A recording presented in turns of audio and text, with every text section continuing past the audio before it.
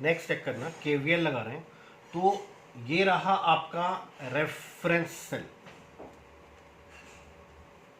ये रहा आपका रेफरेंस करंट, सर्किट का करंट जहां आपकी फेवर में है पॉजिटिव, जहां आपके अपोजिट है नेगेटिव। तो एक तरफ आपको लिखना है अप्लाइड वोल्टेज, करंट किससे एमिट हुआ, पॉजिटिव से, दिस इज E1। इस लूप में और कोई सेल नहीं है। जिस लूप में केवीएल लगा रहे हो उसके अलावा आपको कुछ भी दिखाई नहीं देगा। मैं ये नहीं कह रहा कि है नहीं, ये मत सोचना कि अगर यही लूप देखना है आपको तो इसमें भी I1 करंट हो जाएगा, ऐसा नहीं है।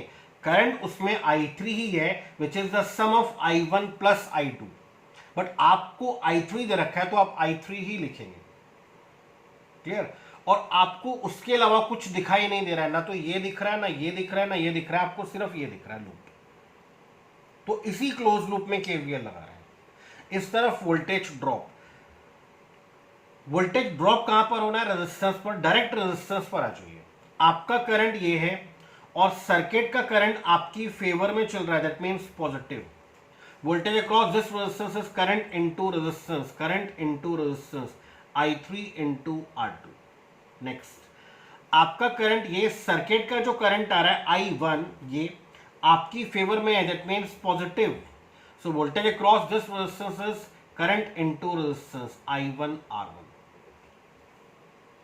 अब आप इस लूप में केवीएल लगा रहे हो तो आपको इसके अलावा कुछ दिखाई नहीं देगा, हटाना नहीं है, दिखाई नहीं देगा मीन्स आपको मोमेंटरली उसको सोचना नहीं है, उसको देखना नहीं। बट करंट की वैल्यू चेंज मत कर देना, I2 है, मुझे ये दिखाई नहीं दे रहा तो ये I2 कर दूं, ऐसा नहीं है। इसमें टोटल करंट I3 ही है। तो ये रहा आपका रेफरेंस सेल, ये रहा आपका रेफरेंस करंट, आपके रेफरेंस सेल के पॉजिटिव से आपके रेफरेंस सेल के नेगेटिव तक। आपका करंट किससे एमिट हुआ, पॉजिटिव से, this is E2 equal to voltage drop कहां पर हो रहा है, रेजिस्टेंस के क्रॉस। तो आपका करंट ये है और जो सर्किट का करंट है वो आपके करंट की डायरेक्शन में चल रहा है, मींस पॉजिटिव।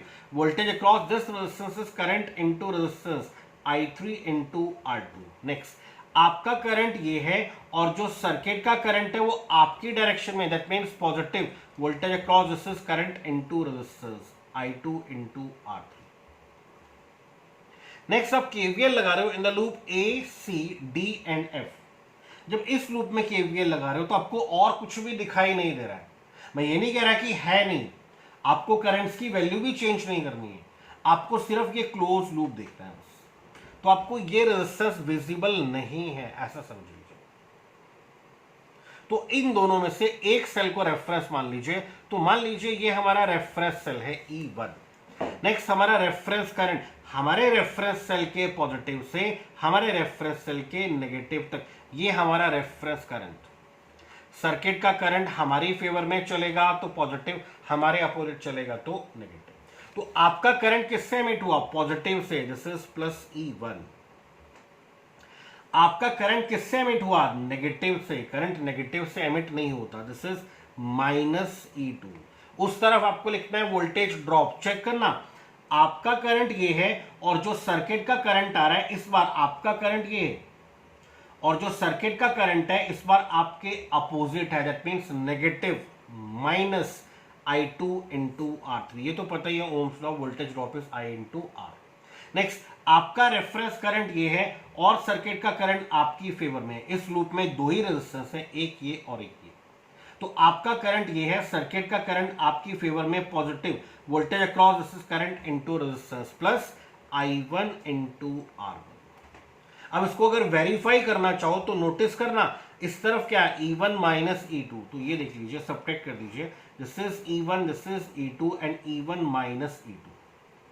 तो आपको मिलता है E1 minus E2 is equal to I3 R2 cancel, ये आपको मिलता है minus I2 R3 plus I1 R1, minus I2 R3 plus I1 R1। तो कंपैरिजन कर लीजिए, इक्वेशन आपकी करेक्ट। तो इस तरह से आपको केवीएल अप्लाई करना, ठीक।